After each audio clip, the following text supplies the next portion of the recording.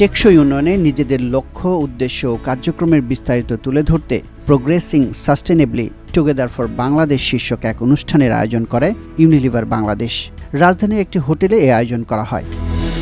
In the next 10 minutes, I will discuss about sustainability.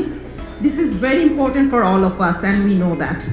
But also, we are going to highlight the challenges. এই অনুষ্ঠানে টেকসই উন্নয়নে নিজেদের উদ্যোগ তুলে ধরে ইউনিলিভার বাংলাদেশ। এজন্য তাদের বৈশ্বিক স্ট্র্যাটেজি, গ্রোথ অ্যাকশন প্ল্যান গ্যাপের 4টি স্তম্ভের বিস্তারিত তুলে ধরা হয়।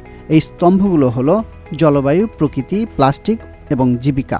এই 4টি স্তম্ভের প্রতিটি বিষয়ে অর্জন ও লক্ষ্যমাত্রার বিস্তারিত তুলে ধরে Unilever Bangladesh.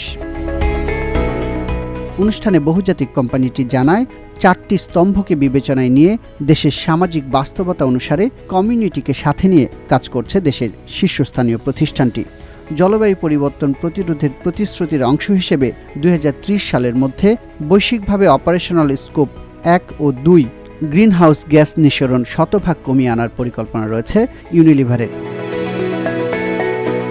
In Unilever, we are committed to do our part.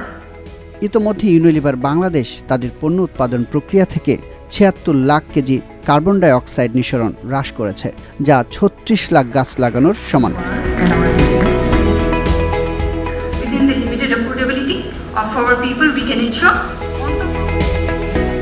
2025 সালের মধ্যে পরিবেশ থেকে ইউনিলিভারের ব্যবহার করা প্লাস্টিকের 100% সংগ্রহ ও প্রসেস করার বৈশ্বিক লক্ষ্যমাত্রা নির্ধারণ করা হয়।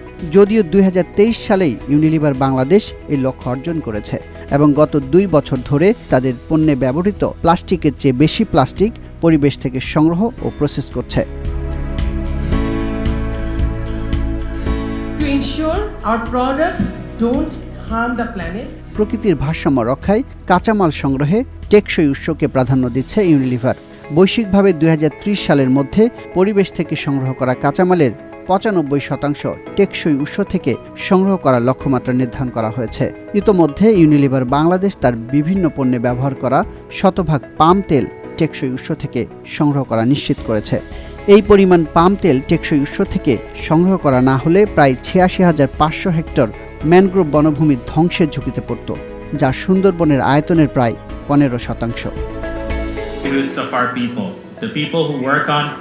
সম্মানজনক জীবিকা নিশ্চিত করতেও বেশ কিছু পরিকল্পনা রয়েছে বহুজাতিক কোম্পানি ইউনিলিভার বাংলাদেশের। এর অংশ হিসেবে 2026 সালের মধ্যে বিশ্বব্যাপী 25 লাখ ক্ষুদ্র ও মাঝারি উদ্যোক্তাদের ব্যবসা বৃদ্ধিতে সহায়তা করবে প্রতিষ্ঠানটি।